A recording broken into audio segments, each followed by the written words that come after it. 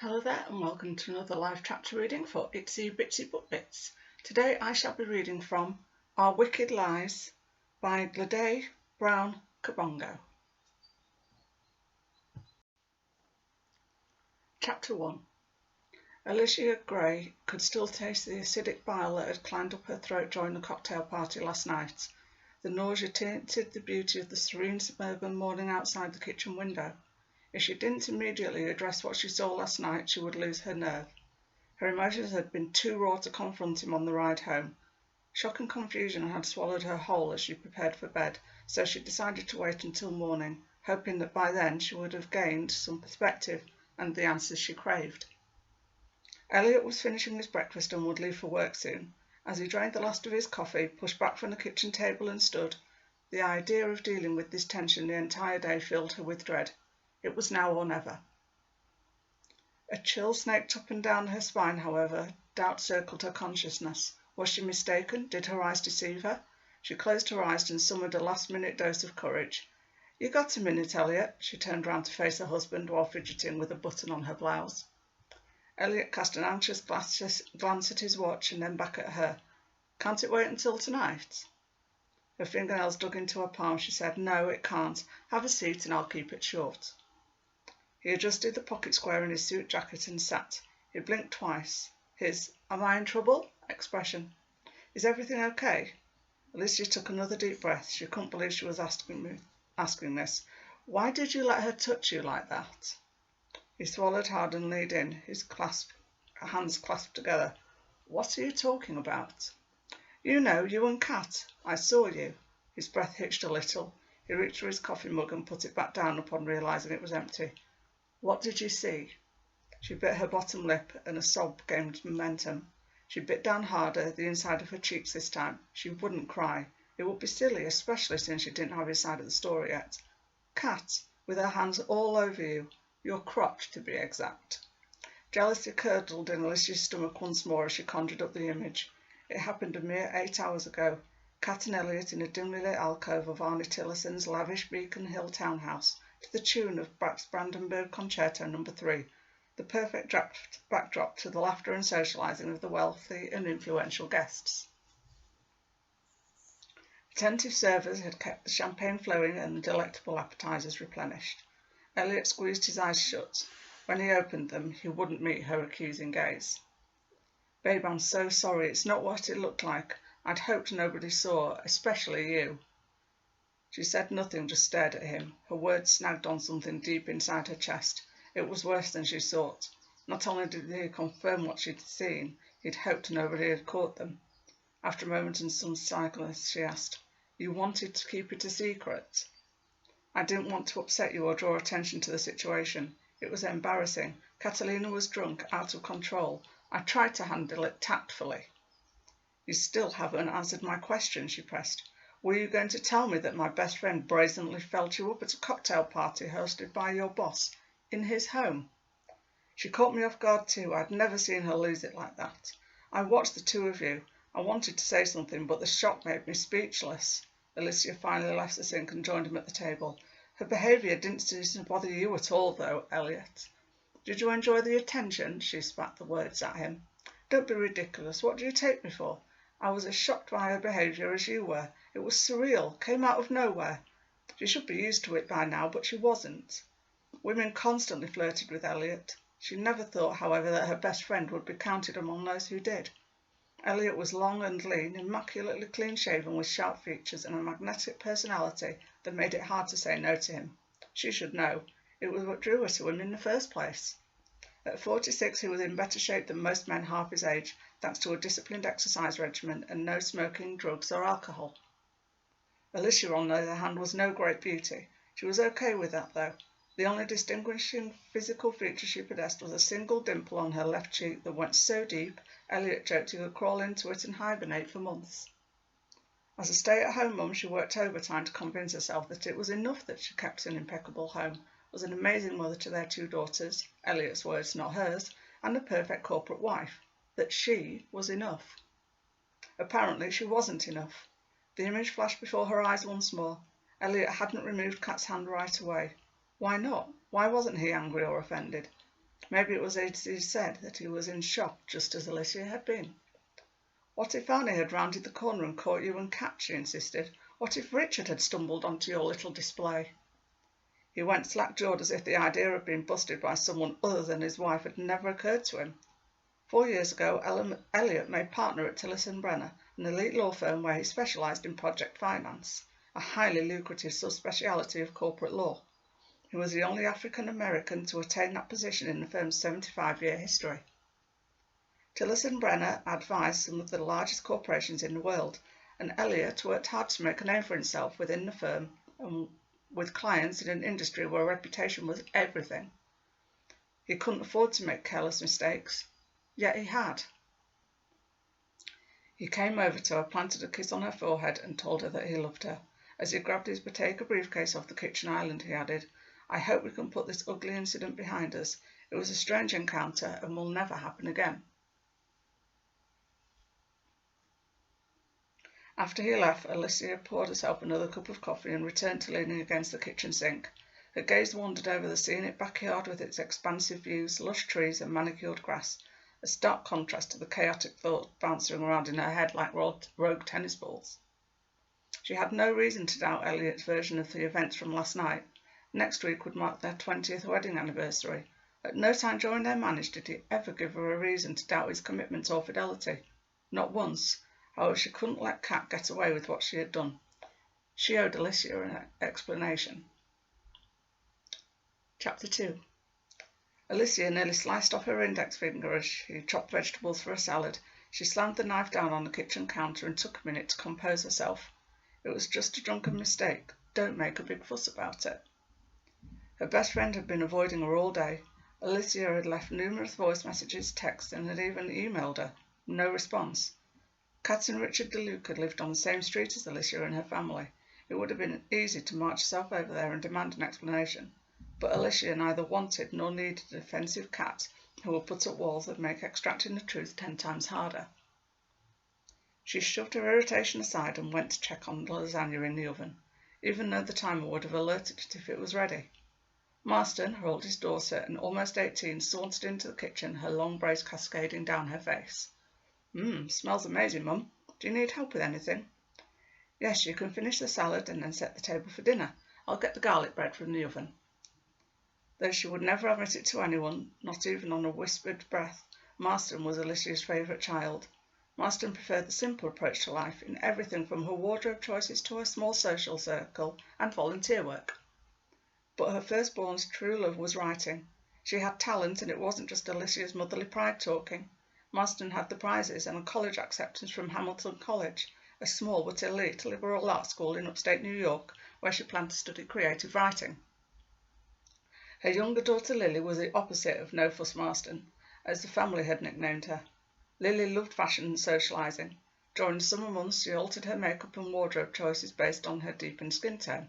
At 16, she'd already decided on a legal career to follow in her father's footsteps. Lily adored children and wanted to spend her career advocating for them, but she would do so with the backing and resources of a top law firm. Practical Lily didn't see any reason that she couldn't rake in the big bucks and still do good in the world. Alicia was proud of both her girls. Their strong sense of self, ambition and independence. They made her see the possibilities in life.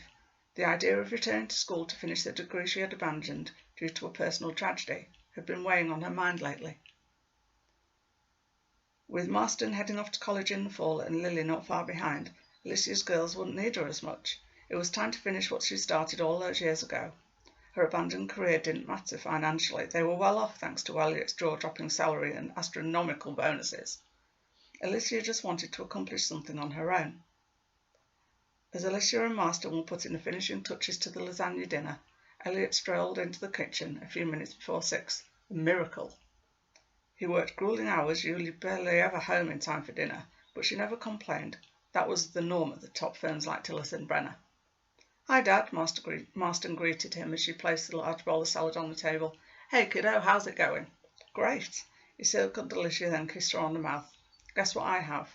"What?" She breathed a sigh of relief, glad the tension from this morning's confrontation had faded, though her annoyance with Kat for dodging her calls lingered stubbornly. He whipped one hand from behind his back and presented Alicia with a bouquet of stunning blood-red roses. "Thank you, baby," she crooned. "They're beautiful." "The flowers will shrivel in a few days, but your beauty is eternal," he said. "Don't make me bath before dinner," Lily declared. She barged into the kitchen with her smartphone in hand and sporting a white Balmain t-shirt with black leggings. She plopped down at the table. "Dad, aren't you a little too old to be using cheesy pick-up lines on your own wife? Mum, you're not falling for this drivel, are you?" "Mind your own business," Alicia quipped. "I think it's romantic." Elliot kissed her once more, flaunting his wholehearted agreement. Lily rolled her eyes and turned her attention back to scrolling through her phone. Marston took the flowers from her mother, found a vase of them and placed the display on the kitchen island, next to her father's briefcase. "It is romantic," she said. "Don't listen to Lily, Mum. She's just jealous that Dad's got game, and Jeff, her so-called boyfriend, has a romantic finesse of a cheese sandwich." All four burst out laughing as they took seats at the dinner table. Alicia relished these precious family moments. She had longed for stability in a family of her own after her miserable childhood. Her father, Reginald Thomas, an MBTA bus driver, had left Alicia and her mother poor and destitute when he abandoned them for another woman. Over the years, Alicia had tried to erase the image of him leaving, with mixed results. His belongings packed in a red vintage suitcase with brass snaps. A young Alicia clutching to her favourite Cabbage Patch doll, begging him not to leave while tears streamed down her face. He had not acknowledged her cries or her mother's stoic expression. Years later, Alicia had lost her mother to a rare form of cancer. Alicia shook off the depressing memory and focused on her blessings. She turned to her daughter as they began to eat. "How's the new short story coming along, Marston? Did you get over your writer's block?" "No, I'm moving in a different direction instead." "What's that?" Elliot said. "I started writing my first novel," she revealed. She tucked a loose braid behind her ear and flashed an animated grin. "That's wonderful, Marston. Congratulations," her father said. She beamed at him. "What made you change your mind?" Alicia asked. "You're quite the short story expert." "I wanted to challenge myself. Besides, becoming a novelist is my dream." "What's the story about?" "I bet it's sassy chicklet," Lily teased. "No, I've not worked it all out yet, but all the books I've read on writing fiction say I should condense my story into one sentence, an elevator pitch or premise." "OK, go for it," Lily encouraged. Marston cleared her throat, put down her fork and straightened up in her chair. "Dark secrets and the shocking murder of a neighbour's son lead to the destruction of a happy family." Silence fell over the table. Elliot frowned. Alicia bit her lip. Lily cut into a lasagna and popped a piece in her mouth. Alicia spoke up. "That's a little bleak, isn't it, honey?" How did her sweet, sensitive Marston come up with something so twisted? Was that how the mind of a writer worked? "It's a psychological thriller," she explained. "They deal with the dark side of human nature, what ordinary people are capable of when pushed beyond their limits." "Oh, that's not what you normally read, is it?" her father asked. "No, not usually, but I was browsing the bookstore and found this cover that drew me in. After I read the blurb, I was hooked. I finished reading it in 2 days. Aunt Summer says psychological thrillers are hot right now. Lots of movies and TV series are being made based on books." Summer Gray, Elliot's younger sister, worked as an acquisition editor at Webster and Crawford, a major New York publisher. The fact that Marston reached out to her aunt worried Alicia. Of course, Summer had helped Marston with her writing ever since she was little, but Alicia didn't want her daughter getting her hopes up of literary success simply because she had a relative inside the publishing world. Summer had cautioned Marston about the fickle nature of the industry, but when she got an idea in her head, it was hard to keep her grounded in reality. What if Summer read the finished manuscript and thought it was no good?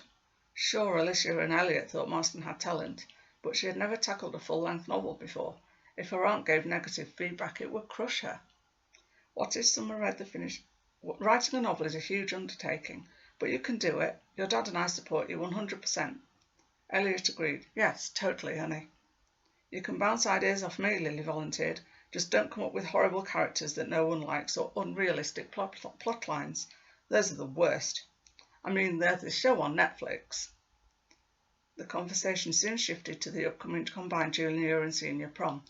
Lily had already purchased 3 dresses, but said that although they were nice choices, none of them had the dazzle factor. Marston remained silent. Alicia looked over at her eldest daughter as Lily prattled on about the difference between varying shades of pink tulle. Lily let it slip that Marston had pinned her hopes on Brandon Carr, a fellow senior she had been spending time with, asking her to the prom, but that he'd asked someone else instead. As a result, she had decided to skip the most important social event of her high school life and refused to discuss the matter any further. "I have an announcement too," Elliot said. Alicia looked at her husband, grateful that he'd changed the subject for Marston's sake, but confused by his statement. He met her gaze and smiled. "What is it, Dad?" Lily asked. "I'm taking your mother to Paris to celebrate our 20th wedding anniversary. If she'll agree, that is."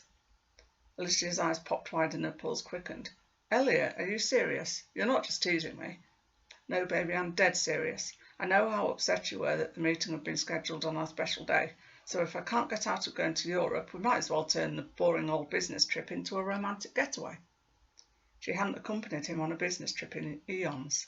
Tillerson-Brenner had multiple European offices, Paris, Brussels, London and Frankfurt. Because the firm represented large multinational companies, strategic meetings between US-based attorneys and their international counterparts were not unusual. "Yes, of course I'm game. April in Paris, what a wonderful surprise." He winked seductively at her, and then turning to his youngest daughter, he said, "So what do you think, Lily? Does this trip get your stamp of approval?" Lily snickered, but Alicia saw that her daughter's lips had curled into a half smile. "I'll be in meetings during the first couple of days. You can go shopping, visit the museums and sightsee," he said to Alicia. "The rest of the time we'll have to ourselves. There may be one business dinner I'll have to attend, but—" His phone vibrated, halting the conversation. He picked it up and looked at the screen. A panicked expression flitted across his face, then it was gone in a flash, as if it never happened at all. It was fleeting, the span of a breath, but Alicia had caught it. Something about this call had distressed him. He squared his shoulders and then casually placed the phone face down on the table. "Aren't you going to answer that?" she asked. "It's work. I'll deal with it later." His voice sounded anxious, a sharper tone that edged up a notch in volume. After dinner, Elliot helped her clear the table and load the dishwasher, while the girls took off for their rooms. Lily to text her friends and talk to Jeff for hours, and Marston to her novel in progress. Turning to Alicia, Elliot said, "Now what would you like to do for the rest of the evening, Mrs. Gray? I'm all yours." "What? You've no work tonight? Who are you and what have you done with my husband?" she teased. However, the phone call from earlier lingered in her mind. If it was just work, why did he hide the screen? Why did he panic? "Never mind that," he said, drawing her back to the moment. "I've got more important things to attend to." He pulled her into his arms and kissed her passionately, leaving no question what he had in mind. Thank you very much for listening to this chapter reading. I hope you enjoyed it and that you'll go check out the book. Thanks very much. Bye-bye.